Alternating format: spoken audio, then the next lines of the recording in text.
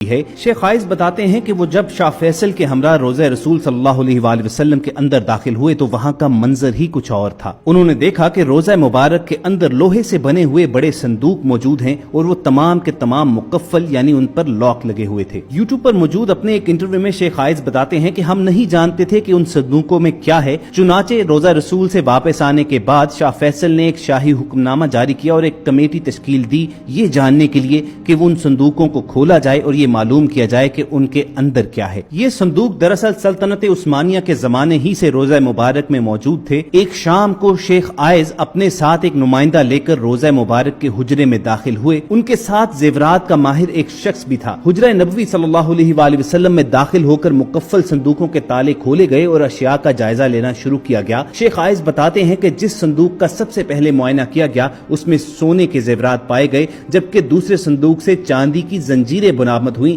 جو کسی زمانے میں خانہ کعبہ اور روضہ رسول کے دروازے سے منسلک تھیں۔ ہمیں حجرے سے نبی کریم صلی اللہ علیہ وآلہ وسلم کی ذات سے منسلک بھی کچھ تبرکات ملے۔ کمیٹی نے 15 روز تک حجرے میں موجود اشیاء کا جائزہ لیا اور بعد ازاں حجرے سے ملنے والے زیورات کو مدینہ منورہ کے میوزیم میں رکھنے کی تجویز پیش کی گئی۔ آج یہ تمام نوادرات مدینہ منورہ کے میوزیم میں رکھ دیے گئے ہیں تاکہ عام لوگ بھی ان کی زیارت کر سکیں۔ خواتین و حضرات، یہاں پر ایک وضاحت نہایت ضروری ہے کہ شیخ عائز بھی اصل قبر مبارک تک رسائی نہیں رکھتے تھے۔ جیسا کہ ہم سب کو معلوم ہے کہ حضرت صلی اللہ علیہ وآلہ وسلم کا وصال ام المومنین حضرت عائشہ صدیقہ رضی اللہ تعالی عنہا کے حجرہ مبارک میں ہوا تھا اور وہیں آپ کی تدفین ہوئی تھی۔ اس کے بعد حضرت ابو بکر اور حضرت عمر رضی اللہ تعالی عنہم بھی وہیں پر مدفون ہیں۔ اس طرح روضہ شریف کے اندر 3 قبریں موجود ہیں۔ اگر آپ کو انٹرنیٹ پر کوئی بھی ایسی تصویر ملے کہ جس میں صرف ایک قبر دکھائی دے رہی ہو تو یہ جان لیجئے کہ یہ تصاویر جعلی ہیں۔ ویسے بھی رسول اللہ صلی اللہ علیہ وآلہ وسلم کی مرقد مبارک کی اصل تصویر دنیا میں موجود نہیں ہے، اس لیے کہ آخری مرتبہ جب کوئی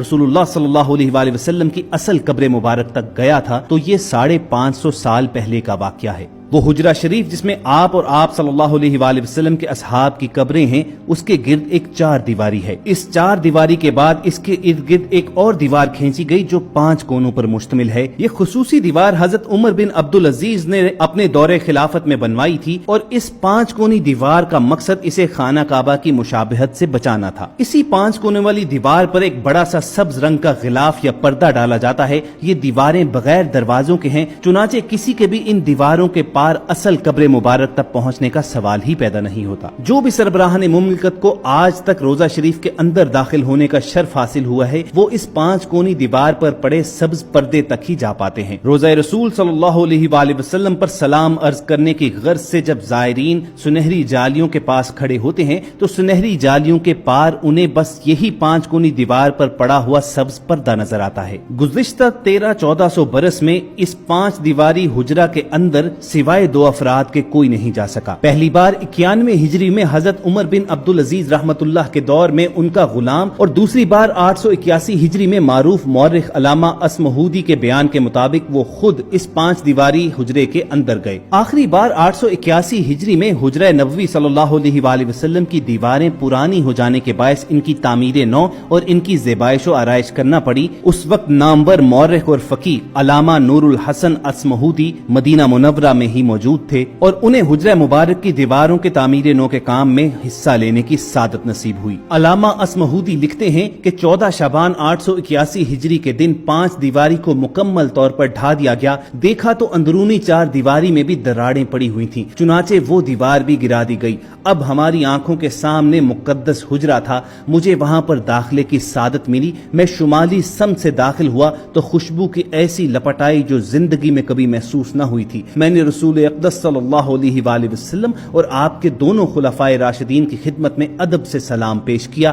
مقدس حجرہ مربع شکل کا تھا۔ اس کی 4 دیواری سیاہ رنگ کے پتھروں سے بنی تھی جیسے خانہ کعبہ کی دیواروں میں استعمال ہوئے ہیں۔ 4 دیواری میں کوئی دروازہ نہ تھا۔ میری پوری توجہ 3 قبروں پر مرکوز تھی۔ تینوں سطح زمین کے تقریباً برابر تھیں، صرف ایک جگہ ذرا سا ابار تھا۔ یہ شاید حضرت عمر فاروق رضی اللہ تعالیٰ عنہ کی قبر مبارک تھی۔ رسول اللہ صلی اللہ علیہ वआलैहि वसल्लम का जस्ते मुबारक हुजरा नबवी की जनूबी सम्त में दफन किया गया। हुजरे की दीवार और रसूलुल्लाह सल्लल्लाहु अलैहि वसल्लम के मरकद मुबारक के दरमियान सिर्फ एक हाथ का फासला है। रसूलुल्लाह सल्लल्लाहु अलैहि वसल्लम का सर मुबारक मगरिब की सम्त, पांव मशरिक की सम्त और आप सल्लल्लाहु अलैहि वसल्लम का चेहरा मुबारक किबला रुख रखा गया। खलीफा अव्वल हजरत अबू बकर सिद्दीक रज़ी अल्लाह तआला अन्हु की जब वफात हुई तो उन्हें भी यहीं पर दफन किया गया और उनका सर मुबारक रसूलुल्लाह सल्लल्लाहु अलैहि वसल्लम के शानों से जरा नीचे रखा गया। जब खलीफा दोम हजरत उम्र रज़ी अल्लाह तआला अन्हु की वफात का वक्त करीब आया तो उन्होंने उम्मुल मोमिनीन हजरत आयशा सदीका रज़ी अल्लाह तआला अन्हा से इजाजत चाही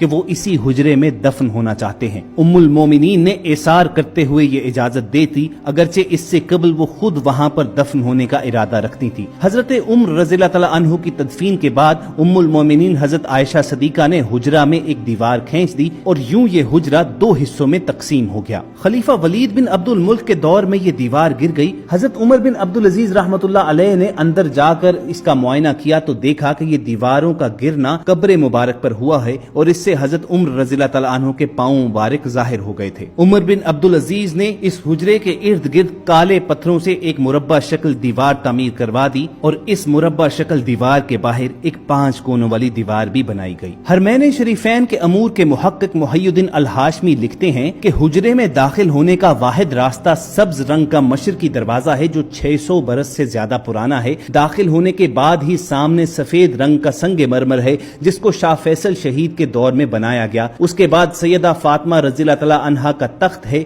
और उसके अक़ब में उनकी मेहराब है। तख्त वो मकाम है जहाँ सलातीन और हुक्मरानों की जानिब से पेश किए जाने वाले कीमती तहाइफ को रखा जाता था। इस तख्त में मौजूद तमाम अशिया को ट्रेन के जरिए इस्तांबुल के तोपकापी महल पहुंचा दिया गया था जहां वो आज तक महफूज हैं और लाखों करोड़ों लोग आज भी तबरकात रोज़ा रसूल सल्लल्लाहु अलैहि वसल्लम की जियारत करते हैं। तो दोस्तों ये थी रोज़ा रसूल सल्लल्लाहु अलैहि वसल्लम के अंदरूनी मनाजिर की तफसील जो वॉइस डेली की टीम ने आप तक पहुंचाई। हमें पूरी उम्मीद है कि इस वीडियो से आपकी इन्फॉर्मेशन में जरूर इजाफा हुआ होगा। अगर आपको वॉइस डेली टीम की ये काविश पसंद आई हो तो इसे लाइक करके फेसबुक और व्हाट्सएप के जरिए ज्यादा से ज्यादा लोगों तक पहुंचाइए और अगर ऐसी इस्लामी तारीखी और मालूमाती वीडियोस आप फ्यूचर में भी हासिल करना चाहते हैं तो वॉइस डेली के सब्सक्राइबर बनना मत भूलिए। ऐसे ही किसी और सेशन के साथ दोबारा आपसे मुलाकात होगी। अपना और इर्द गिर्द के लोगों का ख्याल रखिए और सुनते रहिए वॉइस डेली।